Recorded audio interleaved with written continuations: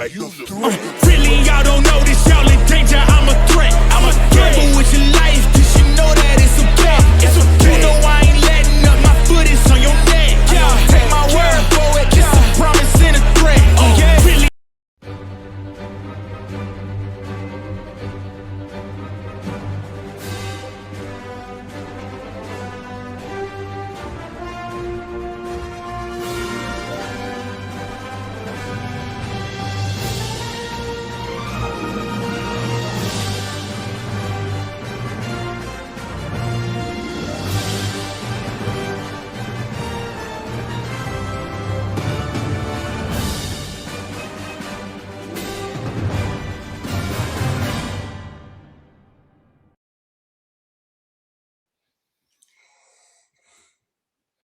Sometimes may be good, sometimes may be shit.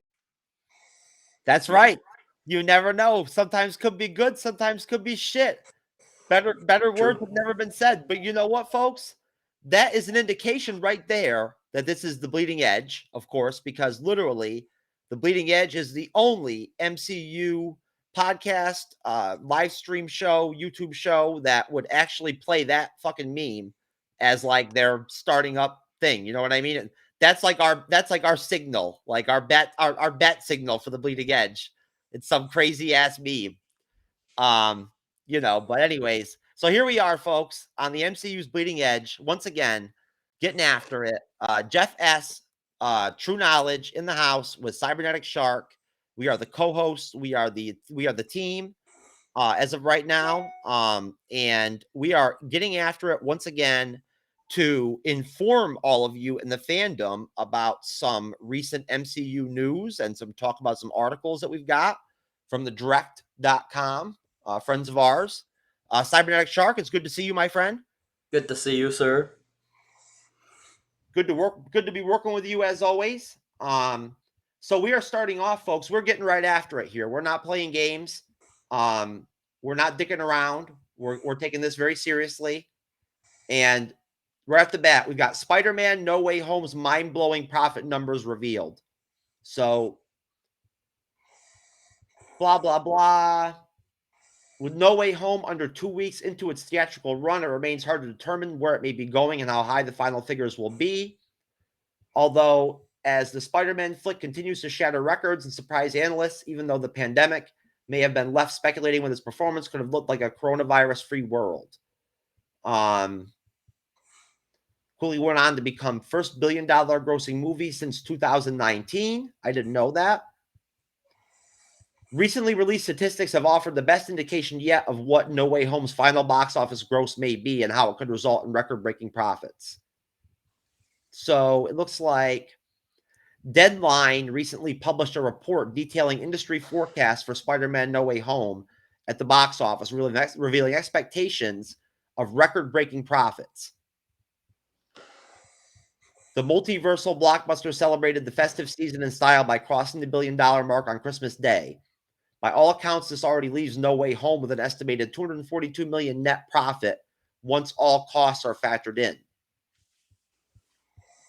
Provided no sudden changes to COVID-19 restrictions or the wall crawler's threequel's current box office path, analysts predict the profits could eventually triple to reach $610 million, a record-breaking figure for Sony. This projection is based on a currently forecast $1.75 billion final box office for No Way Home at the end of its theatrical run. Having covered 25% of the estimated $200 million production costs, Disney and Marvel Studios are expected to leave with the same share of No Way Home's profits, which are currently forecasted to be around $152.5 million. These projections also place No Way Home on track to become Sony's most profitable flick of all time, with more than Homecoming's $200 million and Far From Home's $300 million combined. Sony's Spider-Verse team-up is also poised to become one of the most profitable MCU outings to date as it beats out Avengers Infinity War's $500 million, although falls short of Endgame's estimated $900 million net profit. So, basically, there's a lot more, jargon in here about budgets and what China did with like the gross, with the box office and whatnot.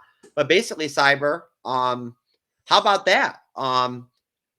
the movie outpaced Infinity War. Isn't that Yep. crazy? Yeah, it's outpacing that, which is interesting. I'm very shocked, but at the same time, it was about time that a movie would end up starting to get back to being normal again, pre-pandemic. And what better movie to do that with than with a Marvel film and a Sony film, and not only to be Spider-Man too as well. So I mean, this is good on both ends for Marvel and Sony at the same time. So yeah, this is Yeah. really fantastic. I agree with you 100%. I actually have disagreed with multiple people recently about the whole Sony Marvel deal and everything and their arrangement and whatnot. And I firmly pointed out to them that it's a good relationship for both of them. You know what I'm saying? Like anytime I hear somebody like saying to me like oh, I think Sony's going to go ahead and take Tom Holland and they're going to do their own thing with him. Like he's not even going to be in the MCU anymore or whatever. I'm like, that makes no sense. You know what I'm saying? Because it's a reciprocal type of dynamic where Sony kind of needs Marvel and like their clout. You know what I'm saying? And being in the MCU drives up Tom Holland's Spider-Man's popularity through the roof. You know what I mean? To where his product with Sony then becomes amplified. You get what I'm saying? So do you think that just the fact that this is Spider-Man at the end of the day, let's be honest, he is the most popular Marvel comic superhero of all time, basically. You know what I mean? Do you think that this is just mostly because it's Spider-Man and maybe also because of timing too? Like, you know what I'm saying? What do you think? I mean, I think being Spider-Man is a big factor in it because everybody's been waiting for this film for so long, since 2019 when Far From Home came out. Everyone was like, when are we getting a third one? When are we going to get a third one?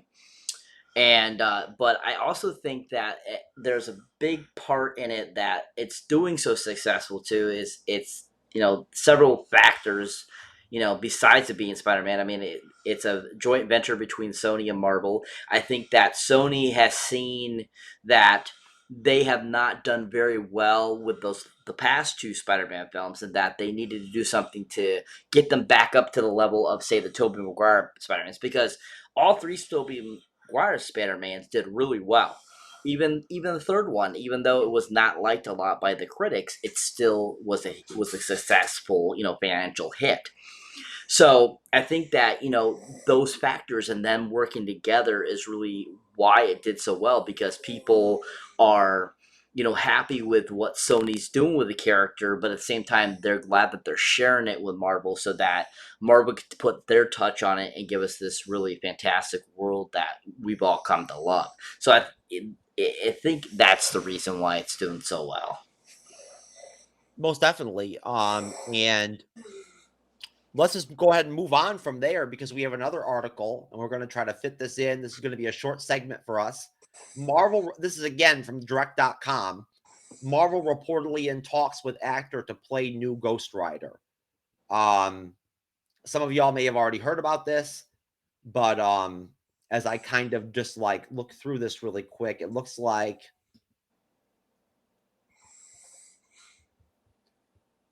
is Ghost Rider coming to an MCU project? According to a tweet from Scooper Charles Murphy, who you know of Cyber, we all know about Charles Murphy from the Murphy's Multiverse. Marvel Studios is reportedly meeting with an actor to discuss the role of Ghost Rider in the MCU. Presumably, it's the actor whom Murphy previously claimed that Marvel was looking at.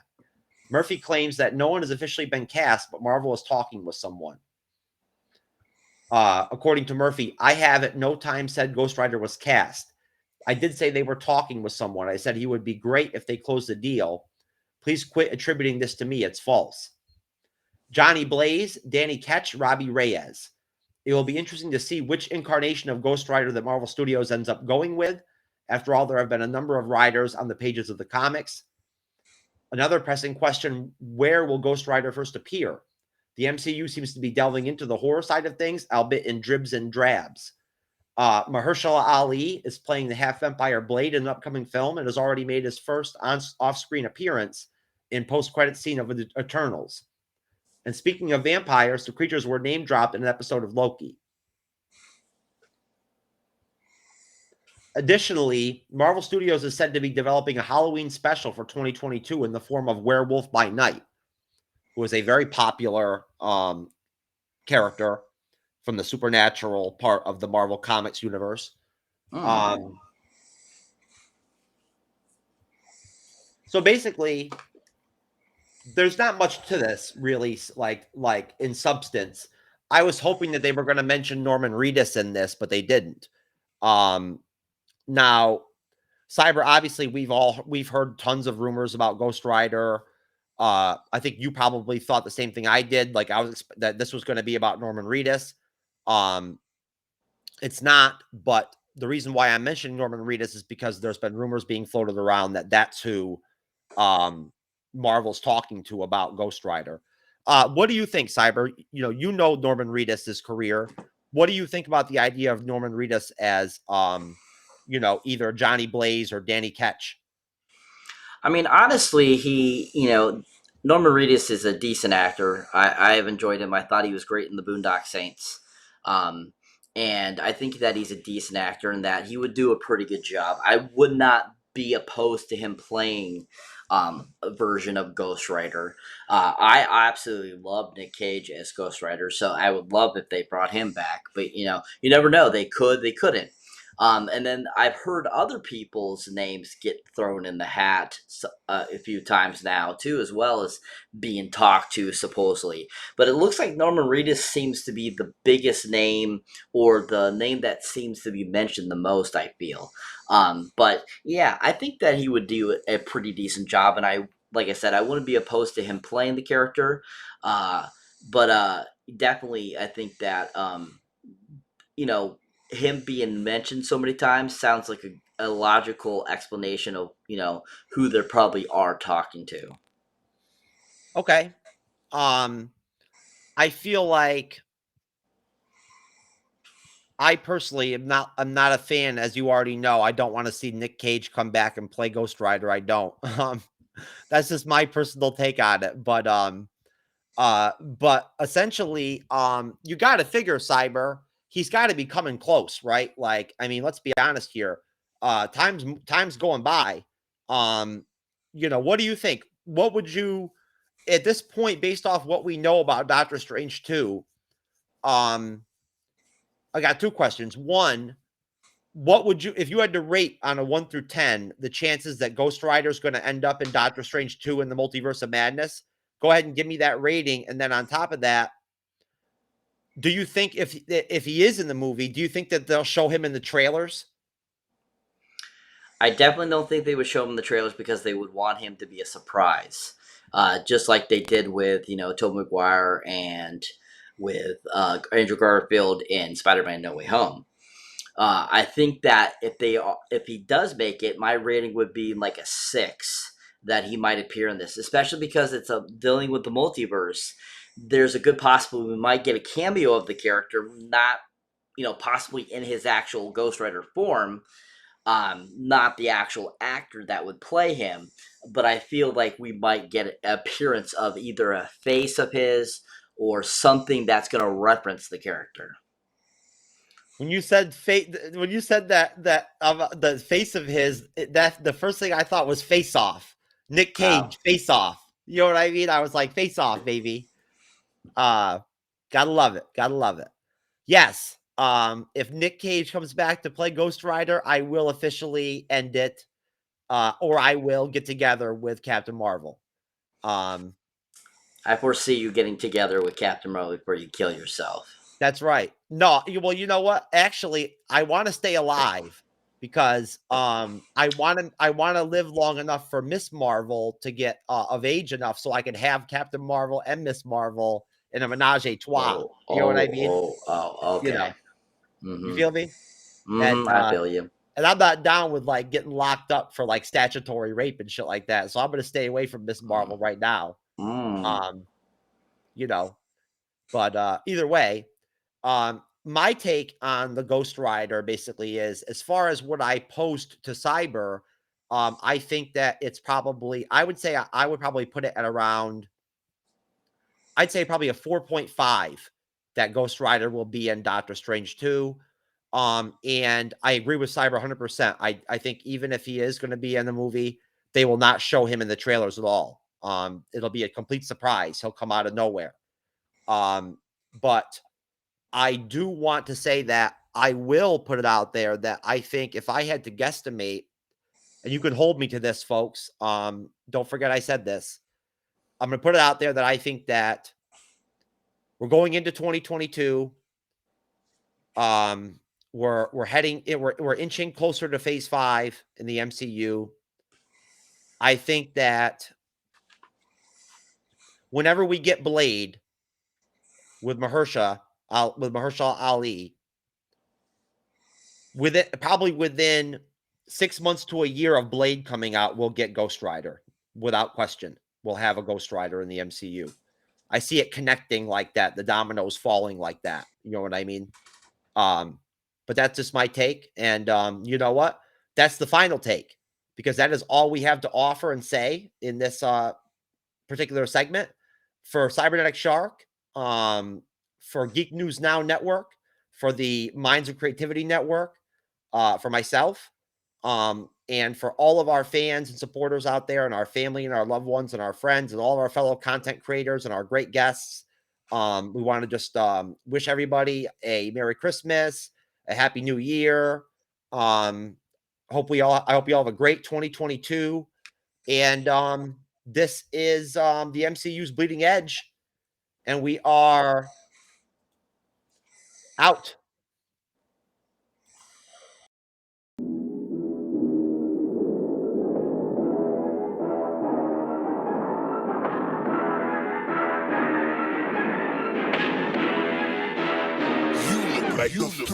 Really, y'all don't